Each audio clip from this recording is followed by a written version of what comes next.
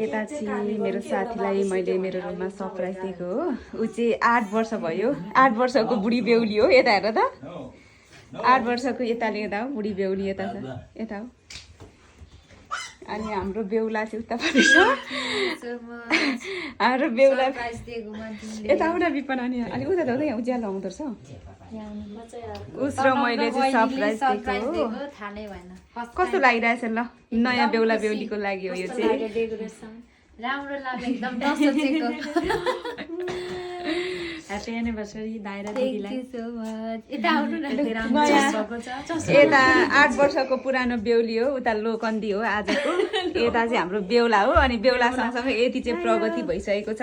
अझै उता पनि छ, एउटा यता सुतिरहेको छ, तर त्यहाँ एकछिन नदेखाउनु। नानीको आँखा छोप्यो भन्छ।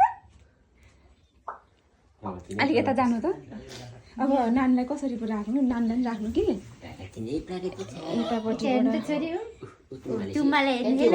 खिएको फोटो खिचिदिनु पर्यो। हाम्रो पुरानो आज कस्तो लागिरहेछ भाइ तपाईँलाई चाहिँ? राम्रो लागिरहेको बेहुला फिल भएको छ कि छैन भन्नु न।